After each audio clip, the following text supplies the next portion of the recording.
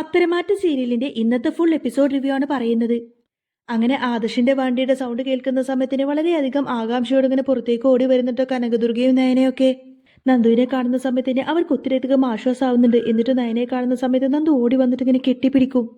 എന്നിട്ട് എന്താ പറ്റിയത് മോളെ, എന്താ സംഭവിച്ചത് എന്നൊക്കെ ചോദിക്കും. അപ്പോൾ ആദർശ് പറഞ്ഞിട്ട് നന്ദുവിനെ ഞങ്ങൾ വലിയൊരു അപകടത്തിൽ നിന്ന് രക്ഷിച്ചുകൊണ്ട് വരികയാണ്. അവളെ കുറെ അധികം ഗുണ്ടകൾ ചേർന്ന് തട്ടിക്കൊണ്ടു പോയിരുന്നു. അവിടെ നിന്നാണ് ഞങ്ങൾ അവളെ രക്ഷിച്ചുകൊണ്ട് വരുന്നത് എന്ന് പറയാട്ടോ ആദർശ്. അപ്പോൾ അനി പറയുന്നത് തലക്കടി കിട്ടി നന്ദുവിന്റെ ബോധം പോയതിനു ശേഷമാണ് നന്ദുവിനെ കൊണ്ട് തന്നെ അവന്മാര് പോയത്. അതുകൊണ്ട് തിരിച്ചു വരുന്ന വഴി ഞങ്ങൾ ഹോസ്പിറ്റലിൽ കാണിച്ചിട്ടുണ്ട്. അതുകൊണ്ട് വലിയ പ്രശ്നങ്ങളൊന്നുമില്ല, മുറിവ് മാറാനുള്ള ഓയിൻമെന്റും കൊടുത്തിട്ടുണ്ട് എന്നൊക്കെ പറയും. എന്നിട്ട് അനി പറയുന്നുണ്ട് ഇത് ചെയ്തതും എന്റെ ഭാര്യയും അവളുടെ വീട്ടുകാരും തന്നെ ആവാനാണ് സാധ്യത. കഴിഞ്ഞ ദിവസം അവൾ ഇങ്ങോട്ടേക്ക് വന്ന സമയത്ത് നന്ദു അവളെ ചവിട്ടിക്കൂട്ടില്ലേ, അത് അവൾക്ക് ഇഷ്ടപ്പെട്ട് കാണില്ല. അതിനുള്ള പ്രതികാരം വീട്ടിയത് തന്നെയായിരിക്കും എന്നിങ്ങനെ അനി പറയുന്ന സമയത്ത് തന്നെ നയന പറയുന്നുണ്ട് അങ്ങനെയൊന്നും ആയിരിക്കില്ല അനി, ഇവൾക്ക് ഒരുപാട് ശത്രുക്കളൊക്കെ ഉണ്ട്. ഇവള് പല സ്ഥലത്തായിട്ട് അടി ഉണ്ടാക്കാൻ പോയിട്ടുണ്ട്. അവരാരെങ്കിലും ഇവളോടുള്ള പക തീർക്കാൻ വേണ്ടി തിരിച്ചു ചെയ്തതായിരിക്കും എന്നൊക്കെ പറയട്ടെ നയന. അപ്പോൾ നയനെ സപ്പോർട്ട് ചെയ്ത് കൊടുത്തിട്ട് അതെ അങ്ങനെ തന്നെ ആവാനാണ് സാധ്യത എന്ന് കനകദുർഗയും ഇങ്ങനെ പറയുന്നുണ്ട്. കാരണം അനിക്കൊരിക്കലും അനാമികയോട് വൈരാഗ്യം തോന്നാതിരിക്കാൻ വേണ്ടിയിട്ടായിരിക്കട്ടെ അവർ അങ്ങനെയൊക്കെ പറയുന്നത്. പക്ഷെ ആദർശ് പറയുന്നത് അങ്ങനെയല്ല, അവൻ പറഞ്ഞതിലും കാര്യമുണ്ട്. അനാമികയും അവളുടെ അച്ഛനൊന്നും നമ്മൾ കരുതുന്നത് പോലത്തെ ആൾക്കാരൊന്നും അല്ലെന്ന്, അതുപോലൊരു രീതിയുമല്ല അവരുടേത് എന്നൊക്കെ പറയും. അപ്പൊ നയന പറഞ്ഞിട്ട് അനി അവളുടെ സ്വഭാവം അങ്ങനെയൊക്കെ ആണെങ്കിൽ പോലും നീയാണ് അവളെ സ്നേഹിച്ച് മാറ്റിയെടുക്കേണ്ടത്. അപ്പൊ ആദർശം പറഞ്ഞു കൊടുക്കുന്നുണ്ട് അതെ അനി, നീ അവളെ സ്നേഹിക്കണം, അവളെ സ്നേഹിച്ച് അവളുടെ സ്വഭാവം മാറ്റിയെടുക്കാൻ നോക്കണം എന്നൊക്കെ പറയും. അപ്പോൾ അനി തിരിച്ചു ചോദിക്കുന്നുണ്ട് അതെങ്ങനെയായിട്ടാ ഞാൻ അങ്ങനെയൊക്കെ ചെയ്യുന്നത്? ചെകുത്താന്റെ മനസ്സുമായി നടക്കുന്ന ഒരാളെ ഞാൻ എങ്ങനെ സ്നേഹിക്കാനാ? അതൊന്നും ഒരിക്കലും നടക്കുന്ന കാര്യമല്ല. പിന്നെ എല്ലാവരും ചേർന്ന് എന്നെ ഒരു റിസ്ക് ഏറ്റെടുപ്പിക്കുകയാണ്. ഒരിക്കലും നന്നാവില്ല എന്ന് അറിയാവുന്ന ജീവിതമാണ് എന്റേത്. എന്നിട്ടിപ്പോ ഞാൻ അവളെ സഹിക്കണമെന്നൊക്കെ പറഞ്ഞ് ദേഷ്യപ്പെട്ടുകൊണ്ട് തന്നെ അനി അവിടെ നിന്നങ്ങ് പുറത്തേക്ക് പോവാണ്. അപ്പോൾ നയനങ്ങനെ ആദർശിനോട് പറയുന്നുണ്ട് അനിയെ ഇനിയും ഇങ്ങനെ ചൂട് പിടിപ്പിക്കേണ്ട ആദർശേട്ടാന്ന് പറയും. അപ്പോൾ ആദർശ് പറഞ്ഞിട്ട് ഞാൻ ഒരിക്കലും അവനെ സപ്പോർട്ട് ചെയ്യുന്നൊന്നുമില്ല. അങ്ങനെ സപ്പോർട്ട് ചെയ്തിട്ടുണ്ടെങ്കിൽ ഉടനെ തന്നെ ഒരു ഡിവോഴ്സ് നടക്കും. ആ ഒരു രീതിയിലാണ് ഇപ്പൊ അവരുടെ ജീവിതം മുന്നോട്ട് പോകുന്നത്. ഇനിയിപ്പോൾ പറഞ്ഞിട്ട് കാര്യമില്ല, എങ്കിലും ഞാൻ പറയുവാണ് അനിയുടെയും നന്ദുവിൻ്റെയും കാര്യം പറഞ്ഞ സമയത്ത് നിങ്ങൾ അത് എന്നെ അറിയിക്കണമായിരുന്നു. അന്ന് നിങ്ങളത് ചെയ്തില്ല. ഇനിയിപ്പോൾ അനിയുടെയും നന്ദുവിൻ്റെയും വിവാഹം നടന്നില്ലെങ്കിൽ പോലും ഒരിക്കലും അനിയുടെ ജീവിതത്തിലേക്ക് ആ അനാമിക വരില്ലായിരുന്നു. ഇനിയിപ്പോൾ പറഞ്ഞിട്ട് കാര്യമില്ലല്ലോ, മനസ്സുകൊണ്ട് നല്ല വിഷമമുണ്ട് എന്നൊക്കെ പറഞ്ഞു കൊടുത്തിട്ട് ആദർശ് അവിടെ നിന്നങ്ങ് പുറത്തേക്ക് പോവും. അവരവിടെ നിന്നങ്ങ് പോയതിനു ശേഷം നായന വാ മോളെ എന്നൊക്കെ പറഞ്ഞ് നന്ദുവിനെ വിളിച്ച് അകത്തേക്ക് അങ്ങ് കൊണ്ടുപോവാണ്. അവരവിടെ നിന്നങ്ങ് പോയതിനു ശേഷം കനകദുർഗ ഗോവിന്ദനോട് ചോദിക്കുന്നുണ്ട് ഇനിയിപ്പോൾ ജോത്സ്യം പറഞ്ഞതുപോലെയൊക്കെ നടക്കൂ ഗോവിന്ദേട്ടാന്ന് ചോദിക്കും. അപ്പോൾ അങ്ങനെയൊക്കെ നടക്കാൻ വേണ്ടി നമ്മൾ പ്രയത്നിക്കേണ്ടതെന്ന് ഗോവിന്ദൻ പറയുന്ന സമയത്തിന് കനകം പറയുന്നത് അങ്ങനെയല്ലെന്ന് ജോത്സ്യൻ അന്ന് ഉറപ്പിച്ചു പറഞ്ഞു അവൾ സ്നേഹിച്ച പുരുഷനെ തന്നെ കല്യാണം കഴിക്കുമെന്ന്. അവന്റെ കല്യാണം ആദ്യം കഴിഞ്ഞാൽ പോലും ഒരിക്കലും അവരൊരു ദാമ്പത്യ ബന്ധം ഉണ്ടാവില്ല. എങ്ങനെയെങ്കിലുമൊക്കെ കറങ്ങിത്തിരിഞ്ഞ് അവൻ നന്ദുവിന്റെ അടുത്തേക്ക് എത്തുമെന്ന് ജോത്സ്യൻ ഉറപ്പിച്ചു പറഞ്ഞിരുന്നത്. അതാണ് എനിക്ക് പേടി എന്നിങ്ങനെ കനകദുർഗ പറയുന്ന സമയത്തിന് അതിനായിട്ടുള്ള ഒരു അവസരം നമ്മളായിട്ട് ഉണ്ടാക്കണ്ടെന്നും പറഞ്ഞ് നിൽക്കായിരിക്കട്ടെ ഗോവിന്ദൻ. പിന്നീട് കാണിക്കുന്നത് അനാമികയുടെ ആ ഒരു ദേഷ്യപ്രകടനമായിരിക്കും. അനിയും നന്ദു കൂടി ഒന്നിച്ചിരുന്ന് ഭക്ഷണം കഴിക്കുന്നത് കണ്ടിട്ട് ഒട്ടും തന്നെ സഹിക്കാൻ കഴിയാതെ ഭയങ്കര അങ്ങ് ദേഷ്യം വരട്ടെ അനാമികക്ക്. അനാമിക പറയുന്നുണ്ട് എന്റെ മനസ്സിൽ നിന്ന് ആ കാഴ്ച അങ്ങ് പോകുന്നില്ല, എന്റെ ദേഷ്യം എനിക്ക് അടക്കാൻ പറ്റുന്നില്ല. അച്ഛൻ ഇപ്പൊ നേരത്തെ പോലെയുള്ള കഴിവൊന്നുമില്ല, അച്ഛനെ കൊണ്ട് ഒരു കാര്യം നടക്കാനും പോകുന്നില്ല. ഇങ്ങനൊരു കഴിവ് കേട്ട അച്ഛൻ എന്നൊക്കെ പറഞ്ഞു കൊടുത്തിട്ട് അനാമിക വേണുവിനെ ഇങ്ങനെ കുറ്റപ്പെടുത്തി സംസാരിക്കുകയാണ്. അപ്പൊ വേണു പറയുന്നുണ്ട് മോളെ അവന്മാരൊക്കെ നല്ല പേര് കേട്ട ഗുണ്ടകളാണ്, എന്നിട്ടാണ് ഇങ്ങനെ ഒരു പരിപാടി കാണിച്ചത് എന്നിങ്ങനെ പറയുന്ന സമയത്തിന് അനാമിക പറയുന്നുണ്ട് അതെ അവന്മാർ ഇങ്ങനെ എല്ലാവരെയും പറ്റിച്ചുകൊണ്ടായിരിക്കും ഇങ്ങനെയൊക്കെ ചെയ്തു കൂട്ടിയത്. അങ്ങനെ തന്നെയായിരിക്കും അവര് പേരെടുത്തത്, അച്ഛൻ അത് അറിയാൻ മേലാഞ്ഞിട്ടായിരിക്കും എന്ന് പറയാം. എന്നിട്ട് പറയുന്നുണ്ട് ഇതിപ്പോ ഞാൻ തന്നെയാണ് ചെയ്തത് എന്ന് തന്നെയായിരിക്കും അവളുടെ ചേച്ചിമാരുടെയൊക്കെ മനസ്സിലിരിപ്പ്. അതുകൊണ്ട് ഇതറിയുന്ന എല്ലാവരും അവളെ സ്നേഹിക്കുന്ന എല്ലാവരും ഇതറിഞ്ഞു കഴിയുമ്പോൾ എന്നെ വെറുക്കത്തേ ഉള്ളൂ. ഇനിയിപ്പോൾ ഞാൻ തിരിച്ച് അനന്തപുരിയിലേക്ക് പോകുന്ന കാര്യം എങ്ങനെയാണെന്ന് അറിയത്തില്ല എന്നൊക്കെ പറയാട്ടോ. അപ്പോൾ വേണു പറഞ്ഞു കൊടുക്കുന്നതിന് മോളെ നീ ഇനി അങ്ങോട്ടേക്ക് പോയാൽ പോലും അവളുടെ മുന്നിൽ പോയിട്ട് ശരിക്കും അങ്ങ് നിൽക്കൊന്നും വേണം, ചിലപ്പോൾ അവൾ ഇനി ഇത് മനസ്സിൽ വെച്ചുകൊണ്ട് തന്നെ നിന്നെ തല്ലുമെന്ന് പറയും. അപ്പോൾ അനാമിക പറഞ്ഞിട്ട് അങ്ങനെ തല്ലാനുള്ള യോഗമുണ്ടെങ്കിൽ അവൾ അച്ഛനെയും അമ്മയും എല്ലാവർക്കും ഇട്ട് തല്ല് കിട്ടും. അവൾക്ക് അങ്ങനെ ആരെയും പേടിയൊന്നുമില്ല. 4-5 ആൾക്കാരെ അവൾ കൂളായിട്ട് അങ്ങ് അടിച്ചു വീഴ്ത്തുന്നതൊക്കെ ഞാൻ എൻ്റെ കണ്ണുകൊണ്ട് കണ്ടിട്ടുണ്ട് എന്ന് പറയും. അപ്പൊ രേവതി പറയുന്നുണ്ട് അവരത് കഴിഞ്ഞിട്ട് എങ്ങോട്ടേക്കാണ് പോകുന്നത് എന്ന് നമുക്കൊന്ന് നോക്കാമായിരുന്നു. അങ്ങനെ അവൾ ഹോട്ടൽ റൂമിലേക്ക് എങ്ങാനും പോയിട്ടുണ്ടെങ്കിൽ എൻ്റെ മോളുടെ താലിയുടെ ബലമാണ് കുറയുന്നത് എന്ന് പറയും. അപ്പോൾ അത് കേട്ട് അനാമിക പറയുന്നുണ്ട് അല്ലെങ്കിലും ഈ താലിക്ക് വലിയ ബലമൊന്നും ഇല്ല, കൂടെ ഞാനിപ്പോൾ അനിയുടെ കൂടെ ആ റൂമിൽ കഴിയുന്നു എന്ന് മാത്രമേ, ഇങ്ങനെ ഒരു ഭാര്യ ആ റൂമിലുണ്ട് എന്ന കാര്യം പോലും അവൻ ശ്രദ്ധിക്കാറില്ല. പിന്നെയാണോ എന്നൊക്കെ ഇങ്ങനെ ദേഷ്യപ്പെട്ട് പറയാട്ടോ അനാമിക. എന്നാൽ അനാമികയുടെ വാക്കെല്ലാം കേൾക്കുന്ന സമയത്തിന് വേണുവിനും അത് സങ്കടമായിരിക്കും. എന്നിട്ട് കലി അടക്കാൻ കഴിയാതെ തന്നെ അനാമിക പറഞ്ഞിട്ട് ഈശ്വര എന്റെ സ്വർണം വിറ്റ പൈസയാണ് ഞാൻ അച്ഛന്റെ കയ്യിൽ തന്നത്, അവൾ അങ്ങ് തീർന്നു പോവാണെങ്കിൽ ആ ശല്യം അങ്ങ് തീർന്നു പോവല്ലോ എന്നൊക്കെ ഓർത്തിട്ട് ഈശ്വര, ഇനി ഞാൻ എന്ത് ചെയ്യുമെന്നൊക്കെ ചിന്തിച്ചു കൊണ്ടതിന് ആകെ ദേഷ്യപ്പെട്ട് ഇങ്ങനെ കലി അടങ്ങാതെ നിൽക്കുമായിരിക്കട്ടെ അനാമിക. പിന്നീട് കാണിക്കുന്നത് ദേവയാനിയായിരിക്കും. ദേവയാനിക്ക് ഇപ്പോഴും നയനയാണോ തനിക്ക് കരൾ തന്നത് എന്ന ആ ഒരു സംശയം ഇതുവരെ മാറിയിട്ടില്ല. ഡൈനിങ് ടേബിളിൽ ഇരുന്ന് ഇങ്ങനെ ഭക്ഷണം കഴിക്കുന്ന സമയത്ത് തന്നെ മുത്തശ്ശൻ പറഞ്ഞിരുന്നല്ലോ, നയനമോൾ ഇങ്ങോട്ടേക്ക് കയറി വന്ന കാലം തൊട്ട് നിന്നെ അമ്മായിയമ്മയായിട്ടല്ല അമ്മയായിട്ടാണ് കണ്ടേക്കുന്നത്. അതുകൊണ്ട് തന്നെ നിനക്ക് എന്തെങ്കിലും ഒരു ആവശ്യം വന്നാൽ അവൾ നിന്നെ സഹായിക്കും, അവൾ അത് ചെയ്തിരിക്കുമെന്നിങ്ങനെ മുത്തശ്ശൻ തറപ്പിച്ച് പറഞ്ഞല്ലോ.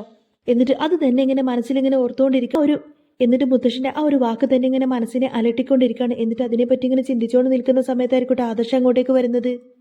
ആദർശ് വന്ന് പറയുന്നത്, അമ്മേ, ആത്മാഭിമാനം എന്നൊരു സാധനം നമ്മൾക്ക് എല്ലാവർക്കും ഉണ്ട് എന്ന കാര്യം ആരും മറന്നു പോവരുത് എന്ന് പറയും.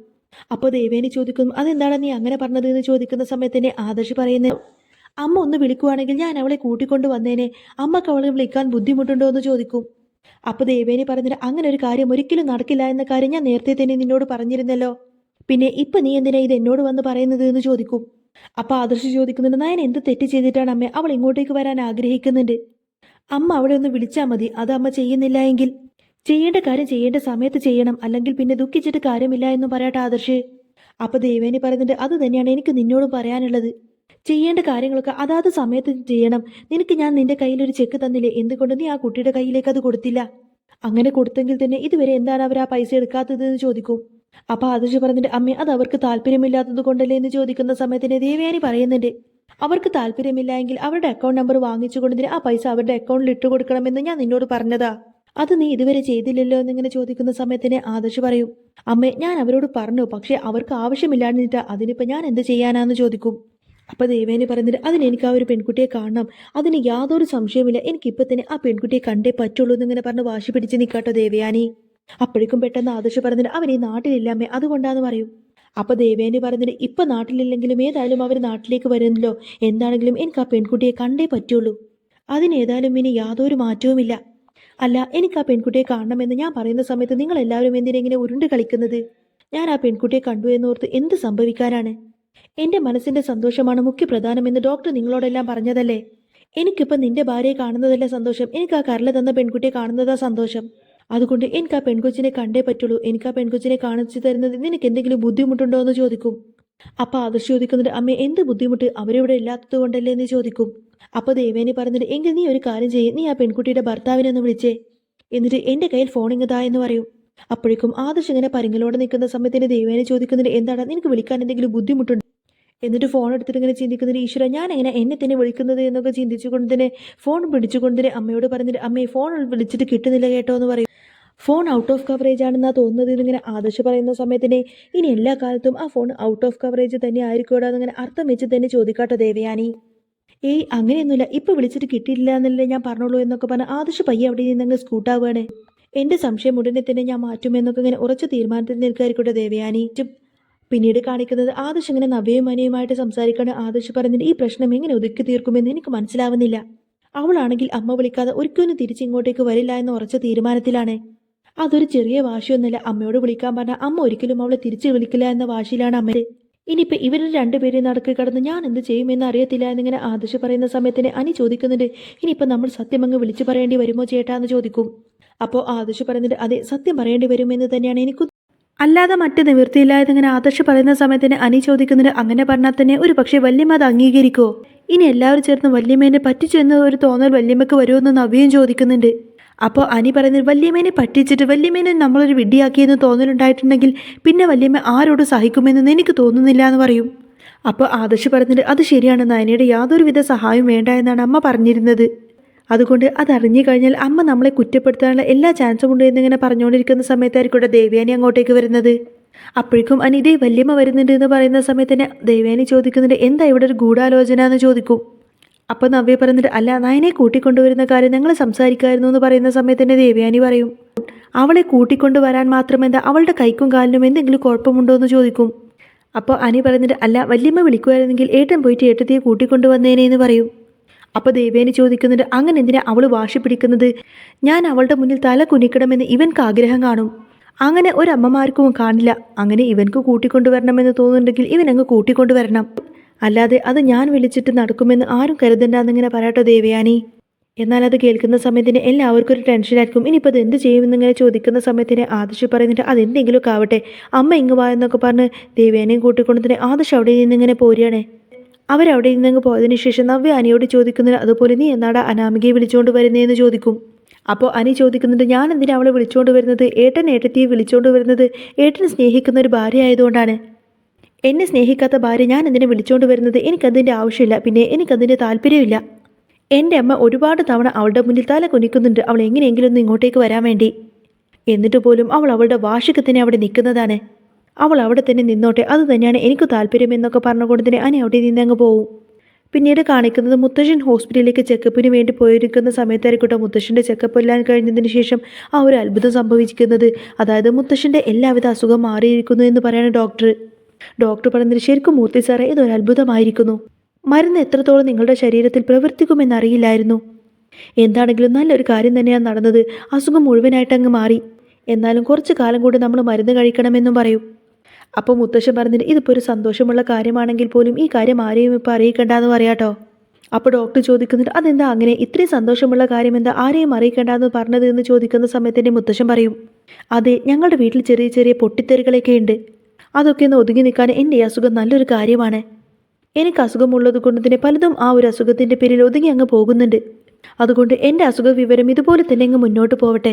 കുറച്ച് പേര് എൻ്റെ അസുഖം കൂടിയിട്ട് ഞാൻ അങ്ങ് തീർന്നു പോകാൻ പ്രാർത്ഥിക്കുന്ന സമയത്തിന് മറ്റു ചിലർ എനിക്ക് വേണ്ടിയിട്ട് എൻ്റെ ജീവൻ നിലനിർത്താൻ വേണ്ടി പ്രാർത്ഥിക്കുന്നവരും ആ വീട്ടിലുണ്ട്. എന്നിട്ട് അവരിങ്ങനെ സംസാരിച്ചുകൊണ്ടിരിക്കണം. മുത്തശ്ശൻ പറഞ്ഞിട്ട് ഇനി നമ്മൾ രണ്ടുപേരും ഒരുമിച്ചിരിക്കുന്ന ഒരു അവസരം ഉണ്ടാക്കണം, എന്നിട്ട് ഒന്നിച്ചിരുന്ന് ഫുഡ് കഴിക്കണം എന്നൊക്കെ പറയുന്ന സമയത്തിന് അതൊക്കെ നടക്കുമെന്ന് പറയുന്നുണ്ട് ഡോക്ടർ. അതൊക്കെ ഞാൻ സമയം കിട്ടുമ്പോൾ മൂർത്തി സാറോട് പറയാമെന്നൊക്കെ പറഞ്ഞതിന് ശേഷം വിശേഷങ്ങളെല്ലാം പറഞ്ഞതിന് ശേഷം മുത്തശ്ശൻ അവിടെ നിന്ന് അങ്ങ് പോരുകയാണ്. ഇതേ സമയത്തിന് അനന്തപുരിയിലേക്ക് മുത്തശ്ശൻ വരാത്തത് കൊണ്ട് തന്നെ അതിൻ്റെ ഒരു ടെൻഷനിലായിരിക്കും മുത്തശ്ശി. എന്നിട്ട് ജയനോട് പറഞ്ഞിട്ട് എടാ നീ അച്ഛൻ എന്ന് വിളിച്ച്, അച്ഛൻ ചെക്കപ്പിന് പോയിട്ട് ഇതുവരെ കണ്ടില്ലല്ലോ എന്നൊക്കെ പറയും. അങ്ങനെ ഫോണിൻ്റെ അടുത്ത് വിളിക്കാൻ നോക്കുന്ന സമയത്തിന് മുത്തശ്ശൻ അങ്ങോട്ടേക്ക് കയറി വരും. അപ്പോഴേക്കും ആകാംക്ഷയോട് കൂടെ തന്നെ മുത്തശ്ശി വന്ന് ചോദിക്കുന്നുണ്ട് എന്തായി ഡോക്ടർ എന്ത് പറഞ്ഞോ, എന്തായി അസുഖ വിവരങ്ങൾ എന്നൊക്കെ ചോദിക്കാനേ. അപ്പം മുത്തശ്ശൻ പറഞ്ഞു ഇനിയിപ്പോൾ എന്താവാനാ, ആ ആൾ അങ്ങനെ തന്നെ നിൽക്കുവാണ്. ആ അസുഖത്തിന് എൻ്റെ ശരീരം വല്ലാതെ അങ്ങ് ഇഷ്ടപ്പെട്ടെന്ന് തോന്നുന്നു, അതുകൊണ്ട് തന്നെ വലിയ മാറ്റമൊന്നും ഇല്ല എന്ന് പറയും. എന്നാൽ ഇത് കേൾക്കുന്ന സമയത്തിന് ജയന് ഭയങ്കര സങ്കടമായിരിക്കും. ജയൻ പറയുന്നുണ്ട് ഈ പ്രാവശ്യം ഞാൻ ശബരിമലക്ക് പോയിട്ട് പ്രാർത്ഥിച്ചത് അച്ഛൻ്റെ കാര്യമാണ് ആദ്യം. പിന്നെ ഇവളുടെ മനസ്സ് മാറി ഇവൾ നയനമോളെ സ്നേഹിക്കണമെന്നും പ്രാർത്ഥിച്ചു. എന്നിട്ട് അതൊന്നും നടക്കുന്നില്ലല്ലോ എന്നിങ്ങനെ പറഞ്ഞിട്ട് വിഷമിച്ച് നിൽക്കായിരിക്കും ജയൻ. അപ്പം മുത്തശ്ശൻ പറയുന്നുണ്ട് നയനമോൾ ഇവിടെ ഇല്ലാത്തതിന് എല്ലാ കുറവും ഞങ്ങൾക്കുമുണ്ട്. രാവിലെ അടുക്കള ജോലികളെല്ലാം കഴിഞ്ഞതിന് ശേഷം ഞങ്ങൾക്ക് വേണ്ടി ഭക്ഷണം ഉണ്ടാക്കി തരികയും മരുന്നെടുത്ത് തരികയും അങ്ങനെ കൃത്യമായിട്ട് എല്ലാ കാര്യങ്ങളും നയനമോൾ ചെയ്തിരുന്നു. നയനമോൾ ഇവിടെ ഇല്ലാത്തത് കൊണ്ട് തന്നെ എൻ്റെ അസുഖത്തിന് യാതൊരു കുറവുമില്ലാന്നൊക്കെ പറയാട്ടോ മുത്തശ്ശൻ. ഓരോരുത്തരുടെ വാശിയല്ലേ, ഇനി ആരെയും പറഞ്ഞ് തിരുത്താനൊന്നും ഞാനില്ല എന്നൊക്കെ പറഞ്ഞു കൊടുത്തിട്ട് മുത്തശ്ശൻ അങ്ങനെ മുത്തശ്ശിയും വിളിച്ചുകൊണ്ട് അവിടെ നിന്നങ്ങ് പോവും. മുത്തശ്ശൻ അവിടെ നിന്നങ്ങ് പോയതിന് ശേഷം ജലജ പറയുന്നുണ്ട് അതെ ഇതിപ്പോൾ അവളെ ഇങ്ങോട്ടേക്ക് കൂട്ടിക്കൊണ്ടുവരാനുള്ള അച്ഛൻ്റെ അടവായിട്ടാണ് എനിക്ക് തോന്നിയത്. അപ്പോൾ ജയൻ പറഞ്ഞിരുതേ അനാവശ്യം പറഞ്ഞേക്കരുത്, അച്ഛൻ അങ്ങനെ ഇല്ലാത്ത കാര്യമൊന്നും ഉണ്ടാക്കി പറയില്ല. അച്ഛൻ പറഞ്ഞത് നേരാണ്, നയനമോൾ ഈ വീട്ടിലില്ലാത്തതിന് എല്ലാ കുറവും അച്ഛനുണ്ട്. അതെല്ലാം കണ്ടറിഞ്ഞ് നമ്മളാണ് ചെയ്തു കൊടുക്കേണ്ടത്. എന്നാൽ അതൊന്നും ഇവിടെയുള്ള ചിലവർക്ക് മനസ്സിലാവില്ല. അതിനിപ്പോൾ ഞാൻ എന്ത് ചെയ്യാനാന്നൊക്കെ പറഞ്ഞുകൊണ്ടതിന് ജയൻ അവിടെ നിന്നങ്ങ് പോകുന്ന സമയത്തിന് ആകെ വിഷമിച്ച് നോക്കി നിൽക്കുന്ന ദേവേനെ കാണിച്ചുകൊണ്ടാട്ടോ എപ്പിസോഡ് പൂർണ്ണമാവുന്നത്. അപ്പോൾ നിങ്ങൾക്ക് ഈ ഒരു ചാനൽ ഇഷ്ടമായി എന്നുണ്ടെങ്കിൽ എന്നും ഇതേപോലത്തെ റിവ്യൂസൊക്കെ കേൾക്കാൻ താല്പര്യമുണ്ടെങ്കിൽ തീർച്ചയായിട്ടും നിങ്ങൾ എൻ്റെ ചാനൽ സബ്സ്ക്രൈബ്